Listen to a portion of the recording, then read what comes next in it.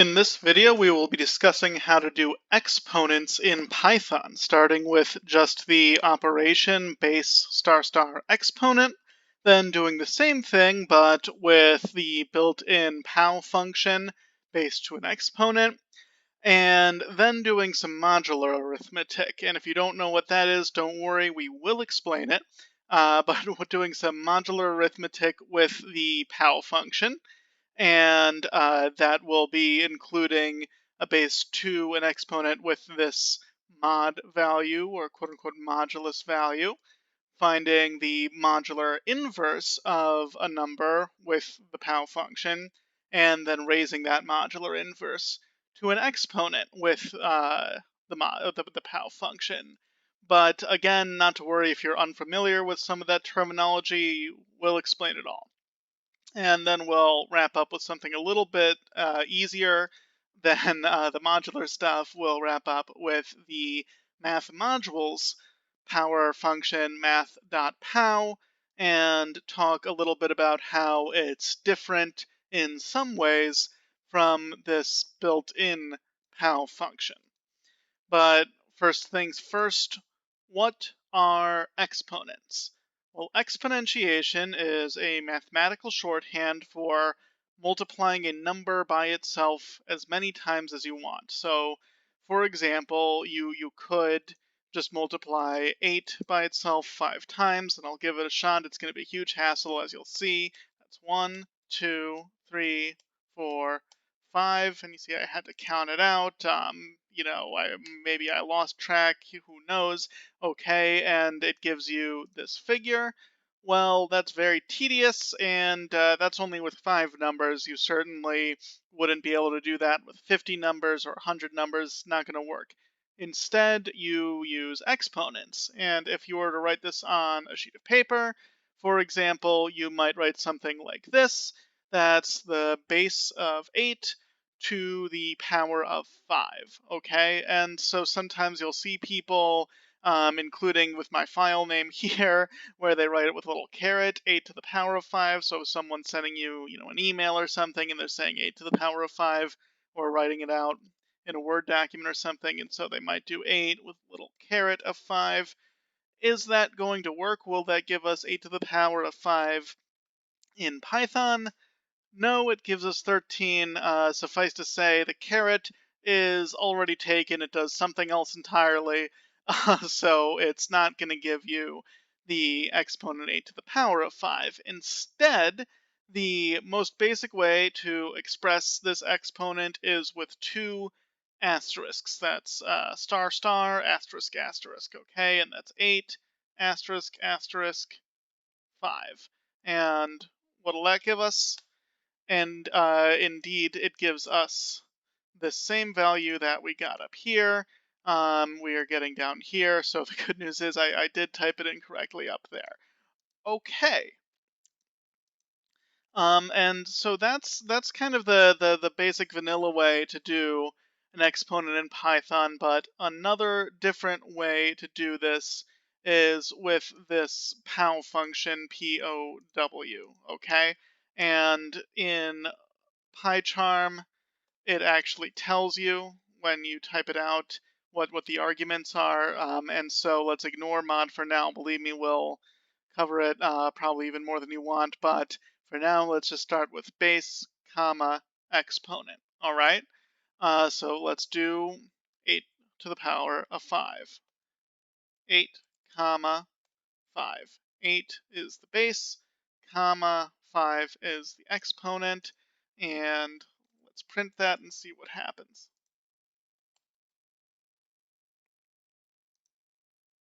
And there it is. Okay, and that's our number, the same one that we got before. Good. All right, and as you probably saw, that's the same as result as you got with 8 star star 5, and indeed these are 2 means of expressing the same thing. Let's go to the console and test this in a couple of ways.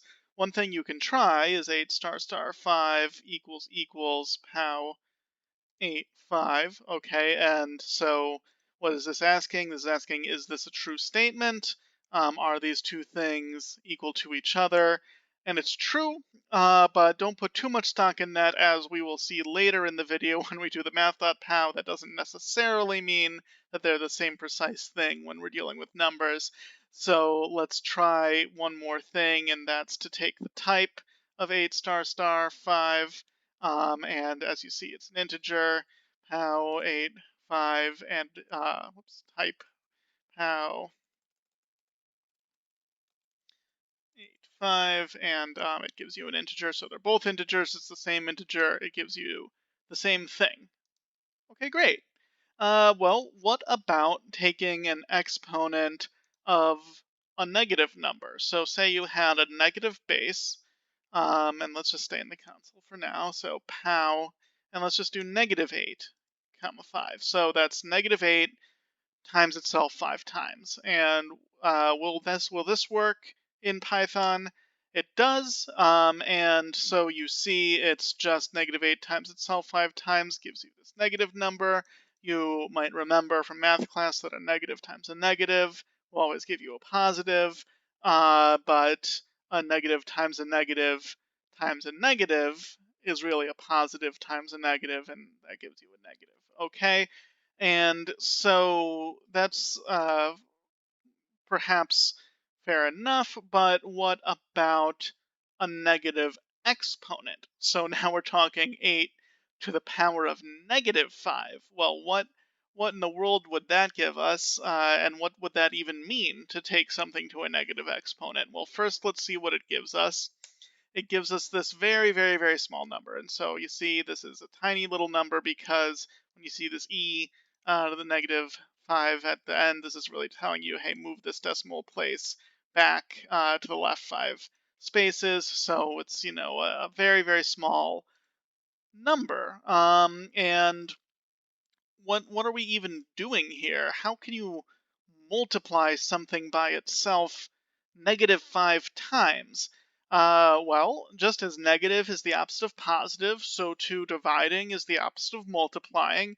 And what we're asking when we put in a negative exponent is we're asking how many times you are dividing by that number. And so really, an easy way to think about it is it's asking kind of the inverse of 8 to the 5. It's asking what's 1 divided by 8 to the power of 5. Okay, and so 1 over 8 to the 5, it gives you the same thing as 8 to the power of negative 5. Okay, and that's giving you the same result. And as we'll see, just to show you without the star star, to show you with everything in pow, if we were to do 1 divided by, okay, pow 8 5, so this is 1 over 8 to the power of 5, uh, equal sign, pow 8 negative 5, so 8 comma negative 5 is the base to the power of negative 5. Is that the same thing as 1 over 8 to the power of 5? True, it is. Okay. Okay. Well, what if just to close the loop on these negative numbers, what if both of these things are negative? You have a negative base, and just to make it even harder, what if your exponent is not an integer? Okay, so then you have, say, pow of a base that's a negative number, negative 3, and 0.75, which is asking, well, okay, what if we take negative 3 to the power of 3/4? So negative 3 to the power of 3/4. Well, what does this give you? Okay, it gives you this. And what is this? Well, suffice to say that this operation, negative 3 to the power of 3/4, is not something that can be expressed with real numbers. Well, it's not a result that can be expressed with real numbers. It does give you something here, though, when you plug it in to the POW function that's built into Python. As you see here, this J at the end, that J is what Python uses to represent an imaginary number, which in your math class you probably learned is represented with I. And some disciplines like electrical engineering, I is already taken, so instead of I, they use J, and Python follows that convention and uses J for the imaginary number.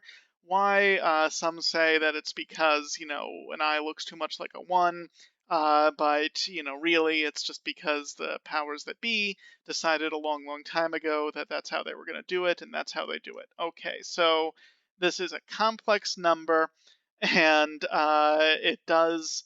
That's a subject for another day, certainly, but for purposes of this video, just know that yes, this expression does work with this POW function, and let's keep it in mind for later when we do math.pow, and you'll see that we're actually going to find something different when we do it in the math module, and we'll explain why when we get there. All right. One last quick note with these functions here. Now we saw -3 to the power of 0.75 with this POW function gives you this number. If we were to just type this in, just and express it like this, -3 star star 0.75, well, what does it give you? Well, we just learned that this and this are basically two sides of the same coin, saying the same thing, should give the same thing, right? No, it gives you something completely different, not even a complex number. It gives you a result that's entirely what you're not expecting. Why is it doing that? Well, really, the computer is reading this raised to a power as having precedence over the negative number, and it's just how the computer is doing the order of operations here. It's really thinking of this as if it's 0 minus 3 to the power of 0.75, and if you might remember in order of operations, please excuse my dear Aunt Sally, the excuse, the E is exponent, and the Sally is S is for subtraction, so exponents go before subtraction. And so the computer is just saying, okay, well, I'm going to take 3 to the power of 0.75, and then I'm going to subtract the whole thing. It's more or less saying as if you were writing it like this with 3 to the power of 0.75, and then I'm going to do the minus, and you see that's what it's giving you. It's the same thing as we got before. What if you didn't want that? You wanted this, power of -3 to the 0.75. What can you do? Well, the please, the P in please excuse my dear Aunt Sally, is parentheses, and parentheses are first in line in our order of operations, and so you can always use parentheses to your advantage and do -3 like that to the power of 0.75, and that gives you our complex number that we got before. And so that's how you would express it with the star star, just a little tricky thing to keep in mind. All right, now let's talk about something that's a little more complex, this modulus input, this mod at the end. Now remember when we are doing this in PyCharm like I am, or in a lot of these IDEs that you use, it tells you off the bat, it'll just, prompt you with what are the arguments that you're looking for, and it's base, exponent, and mod, M-O-D, the modulus, the modulo. What is this third value mod? Well, excuse me. For purposes of this power function, you can think of it as the top value that you want before you start wrapping around back to the beginning. And so that's like a clock. If you were to say 11 o'clock plus 2 hours, well, in the US, if you're not in the military, then you would say 1 o'clock. You would not say 1300 hours or 13 o'clock. You would say 11 o'clock, and it's 11 o'clock now. I'll meet you in 2 hours. What time are we meeting? 1 o'clock. Okay, well, we can see this in this very janky clock that I made in Microsoft Paint in about 30 seconds, where the modulo is 12. All right, and so as you go around the clock, you wrap back around, and then you're in 1, 2, 3 again. okay? And so this clock has the modulus value of 12. Okay, well let's try it with our POW function here, and remember we're using the built-in POW function, not the math.pow, which we'll talk about later, but it won't work with that. And one of the reasons that the math.pow section is going to go a lot quicker than this. But let's try it with the POW function here. And let's try, first let's see, just without the modulus value, 3 comma 3, that's 3 to the power of 3, 3 cubed, gives you 27. Makes sense. 3 times 3 is 9. 9 times 3 is then going to be 27. Well, what happens if we ask the computer the same question, but we set our third argument to 12? Okay, and so that's this mod value. So now we have base, exponent, and we're in this universe of mod 12, where you're never going to hit 13, and in fact you're not going to hit 12 either, but we'll get to that later. And so what happens here, it gives you 3. All right. Um, well, what does this mean? Well, we know that the answer without the mod 12 is 27. And so what's this asking? Well, 3 to the power 3 is 27. And what's 27 in this universe where, we're in modular 12? And so, well, let's try it. We know the answer is 27, so let's go around once for 12 and twice for 24. Okay, and so we want to get all the way to 27, so we're at 24, 25, 26, 27, and where does it land? It lands on 3. Okay, and that is indeed what we got when we asked the computer POW 3, 3, 12. Okay. Well, another way to think about this modulus and modulo is as the remainder if you were to do long division.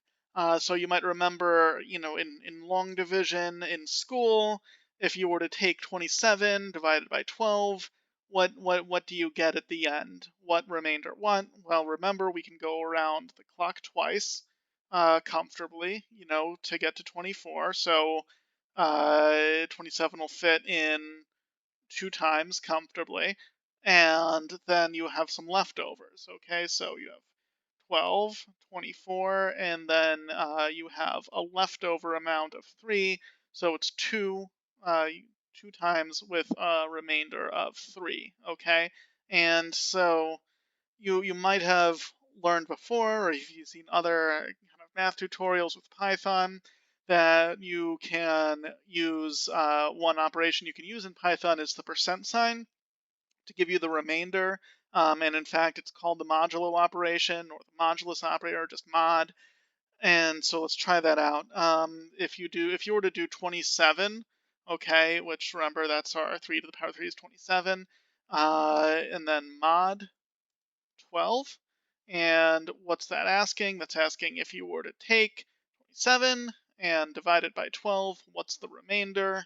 And it's a remainder of 3. So that's another way to think about it, is these remainders. And one last way to think about this modulus operation,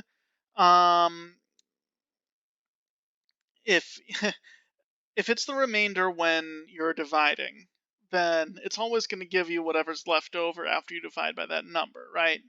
So if you're taking something mod 2, you're never actually going to get a result of 2, will you? Because you're never going to have 2 left over. If you had 2 left over, you would just divide it in again. And you're never going to get a result that's higher than 2 either, right? Because you would just divide it in again. You would divide that 2 if you were dividing something by 2 and you had a remainder of 3. Well, why don't you take those leftovers and divide that 2 back in again, right? So you're never going to hit 2 or get a remainder of 2, and that leads to some interesting results. If we were to take 0 mod 2, that gives you 0. Okay, well, 0 divided by 2 is just 0 with no remainder to speak of, right? So your remainder is just 0. Okay, well, what if it was 1 mod 2?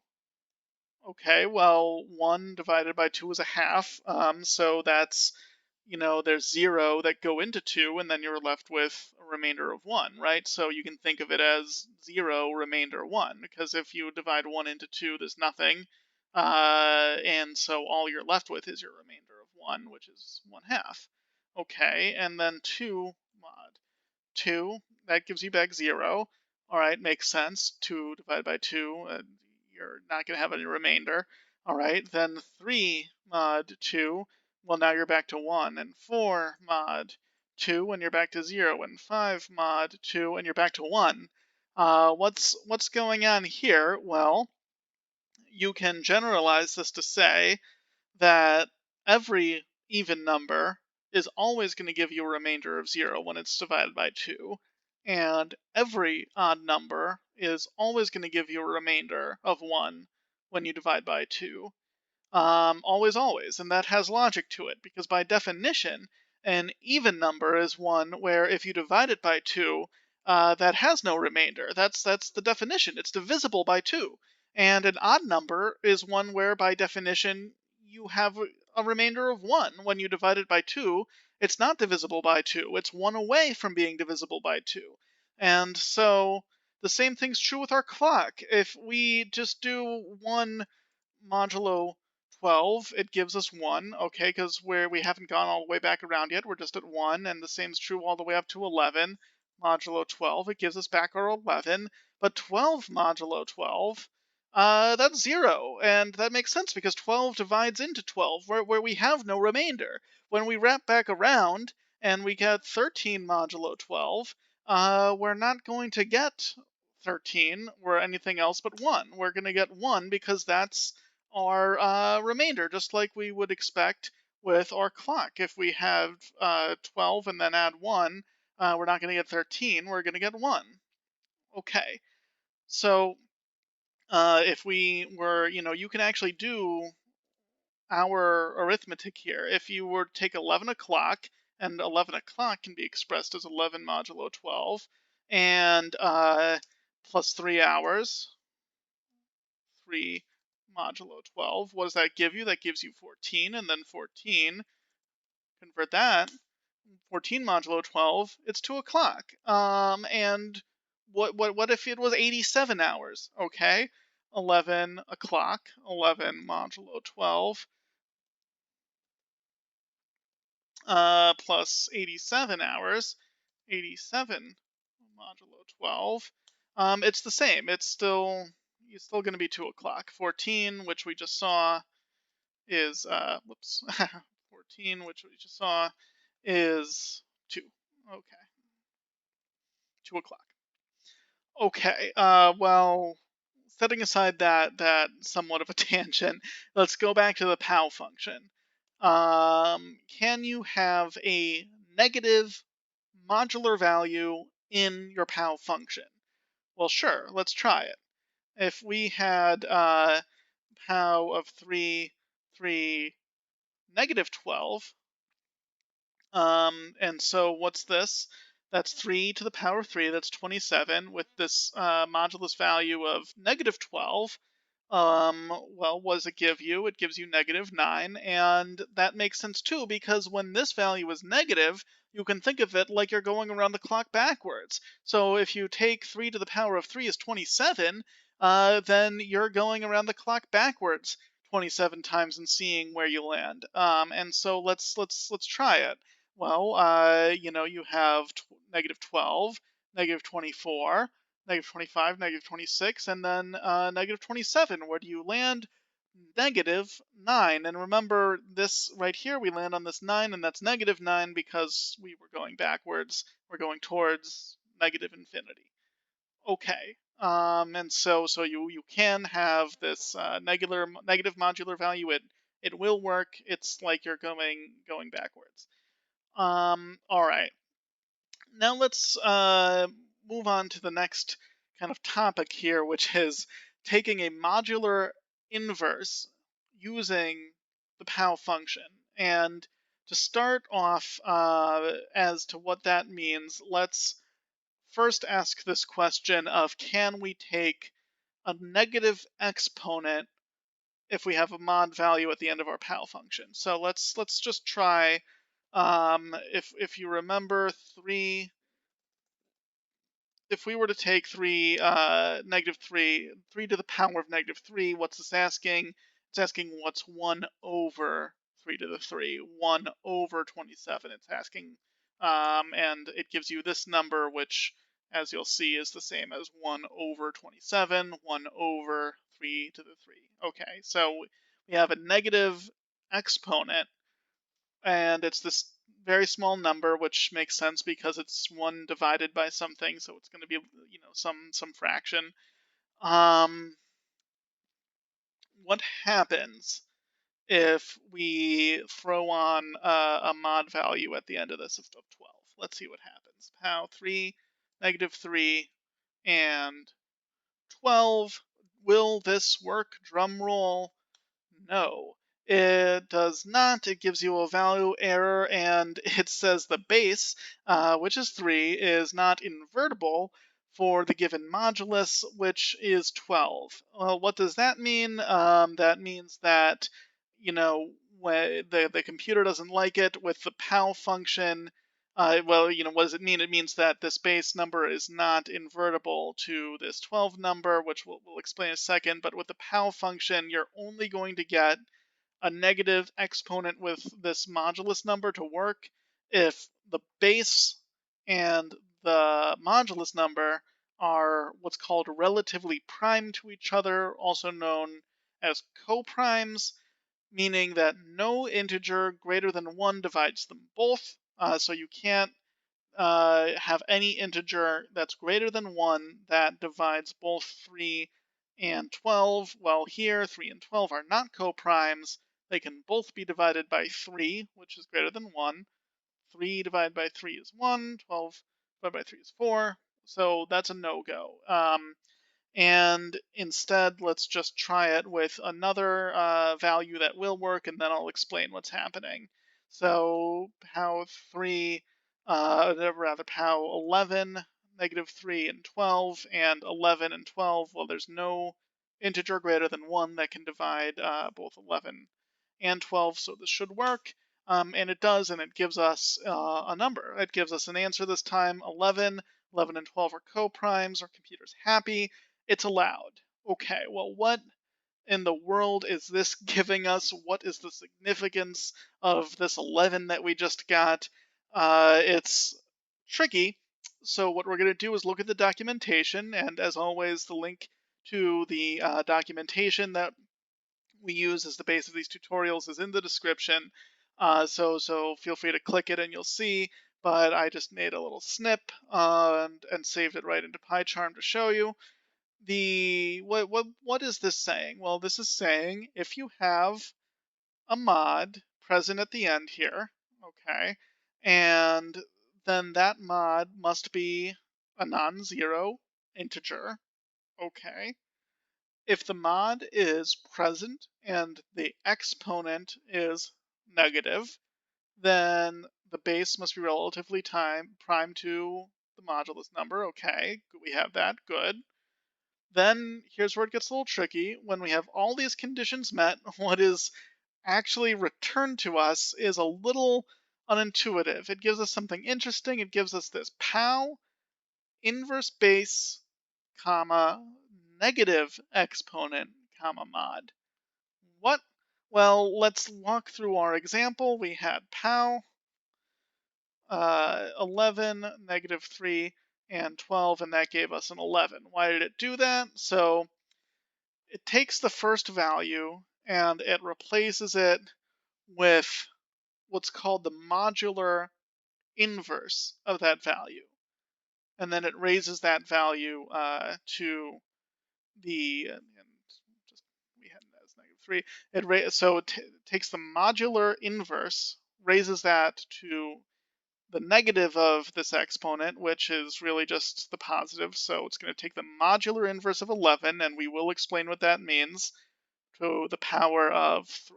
Okay, Um, what is a modular inverse? Well, first of all, what is an inverse? An inverse is when you multiply a number by x, by the inverse, then you equal 1. Okay, and so for most numbers under the sun, that's going to be 1 over that same number. So 11 times 1 divided by 11, right? That gives you 1, because 1/11th is the inverse of 11. Okay, and so the inverse is just when you multiply something by its inverse, you equal 1. Okay, well, normally speaking, we'd have, 1 over 11, but when we're dealing with a modulus of 12, we're not playing with a full set of numbers here. We don't have 1 over 11 to us available as an inverse. Instead, what we want to do is find some value that we can multiply by 11 in our modulus of 12, in our universe, in our clock universe, where we're never, we're always wrapping back once we hit this number. We want to find some number that we can multiply by 11, and we'll get our end result of 1. And that number is going to be the modular inverse. Okay. If you were to do this manually, it's a total hassle. You'd use something called the Euclidean algorithm, and it would take forever, and it would be a hassle.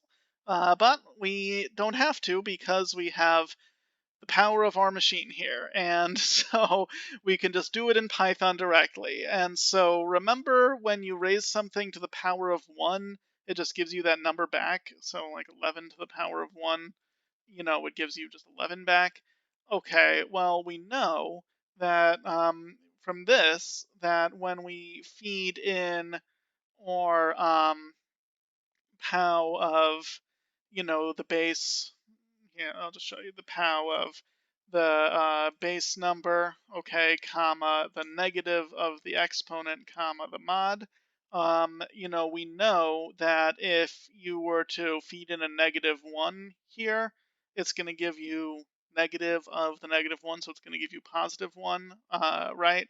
And so, one trick is that if the computer is just going to take this first number that you put in, the base number, and convert it to the inverse base, and then it's going to take your exponent and which is a negative number, and convert it basically to its positive number, then you could just throw in a -1 and it'll spit out your modular inverse to that mod value. So if we just did pow 11 -1 12, right, it's just going to spit back out the modular inverse of 11 in the in the mod 12, and it does, and it gives us 11. Well, was this an error, or is 11 its own modular inverse in this clock universe? Well, let's find out. 11 times does 11 times 11 give, within the modular 12, give you 1? Well, 11 times 11 is 121, right? And so then yes, because if you think about it, when you take 121 in this clock, and I'm not going to count to 121 on this clock, that'd be awful, but if I were to just tell you, you go around 10 times, and it's going to get you to 120, right? Because 12 times 10 is 120. And then 1 is going to get you, you just need one more to get to 121, and that of course is going to put you right where you need to be at 1. And so yes, in fact, 11 is the modular inverse of 11 with this this clock universe, this modulus of 12. And you can also check that just by taking 121 mod 12, and you see it is 1. The remainder is 1. So that's the value. Okay, so let's go back to our earlier example then, now that we know that the modular inverse that it's giving us here is 11. So for our earlier example of POW 11, -3, 12, and so what does this do? Um, well, it gives you 11 back. What is this asking though? Well, the modular inverse of 11 is 11, and the negative exponent, negative negative 3, is 3, and the mod stays the same. Okay, and it gives you the same result. It gives you 11. What is this doing? Really, it's taking the exponent of our modular inverse. It's just taking, the modular inverse to the power of the negative of the exponent. So it's cubing, in this case, the modular inverse of 11 in when we're dealing with the modulus of 12. And so it's kind of boring to do this one, keep spitting 11s back at us all the time. Let's try it with a different exponent and see if we can once again walk through what's happening here. Let's try it with POW 49, -2, 12. What is this asking? This is asking modular inverse of 49 in the modulus of 12, and what's that squared? Okay. It gives us 1. What's happening here? Remember the modular inverse of our first value, 49. What is the modular inverse of 49? Well, we know how to check that. We can just type in 49, -1, 12, and that'll take the modular inverse, raise it to the power of 1. So in other words, we get our modular inverse right back to us, and we see that the modular inverse of 49 with the modular value of 12 is, in fact, 1. And then and remember, 48 is divisible by 12. You're left with a remainder of 1, so it all makes sense. And so then, if you were to take 1 to the power of 2, it's still just going to give you 1, right? And so it's the modular, and it's this 1 to the power of 2, which of course, yeah, any 1 to the power of 2 is still going to be 1. So just to summarize this, when you feed in POW, a negative exponent, and a modular value, if all these conditions are met, and it only works if all these conditions in the documentation are met, um, excuse me, then it's going to take the modular inverse of your first argument for the modular value of your third argument and raise that to the positive value of your second argument. Well, to the negative value of your second argument, which is going to be a positive value. It's going to take the exponent of your modular inverse. Okay. Now, the concept of modulo, it can become very, very important depending on what you're doing. Definitely something to keep in mind, and something to learn more about if you can. But I think that's more than enough about modular arithmetic. Let's move on to a different function where such things won't trouble us because they are not possible. And in particular, let's move on to the exponentiation function given to us in the math module, and that's math.pow. And what is this, and how is it different from just pow? Okay, well, let's import math and see.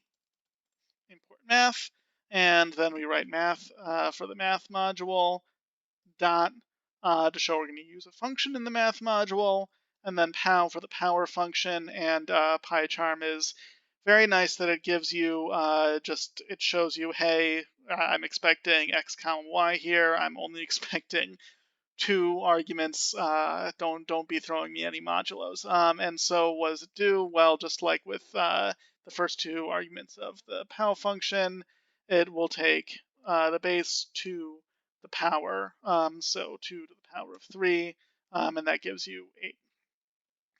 Okay, so let's you might think, why did they even make this? This is the same thing as POW with 2 arguments. Well, is it? You might have already noticed one difference, but let's find out.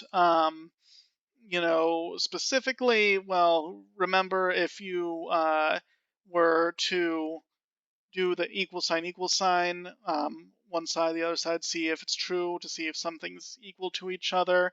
Let's see if that works first. So like 4 equal 2 plus 2, and it's true, right? So first let's see if pow to the power of 3 is the same as math.pow to 3, and it actually does throw you a true back. So you might think, yes, these two are the same thing.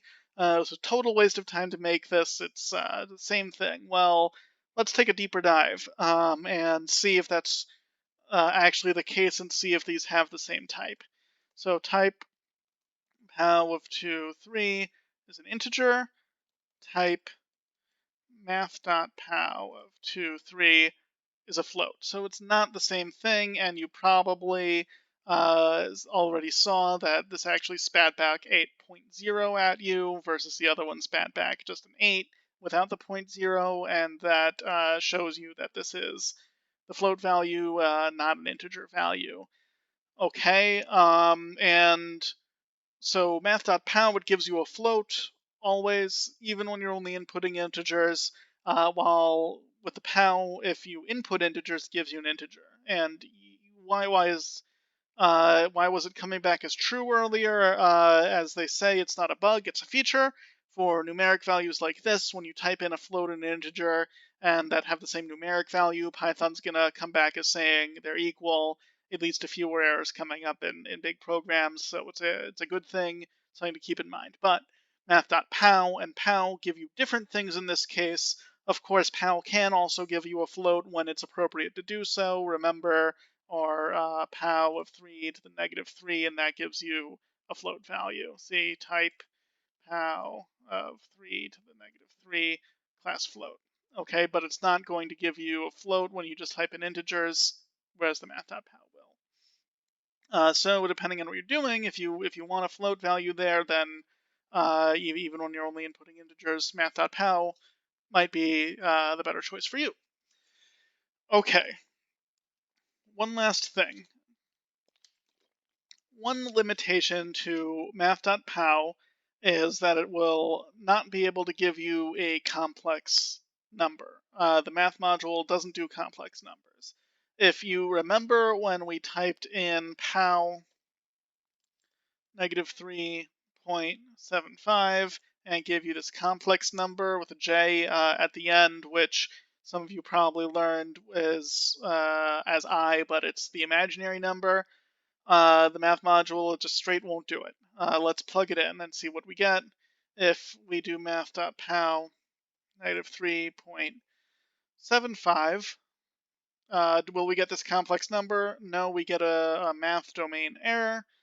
And why? Well, there's a completely different module for working in complex numbers called CMath. The thinking is if you're working in the math module, you don't want to get any complex numbers to begin with, so it's better to spit back an error. If you had wanted the complex numbers in your program, you wouldn't be using the math module. Maybe you'd be using CMath, which is a subject for another day. But CMath, just as an aside, it doesn't have a similar power function. So if you want the complex number here, you can just use the pow as we did up above, and it will return your complex number. And that's it for this video on exponents, pow, the modular inverse with pow, the exponents of a modular inverse with pow, and the math.pow function in the math module. Thanks very much for watching.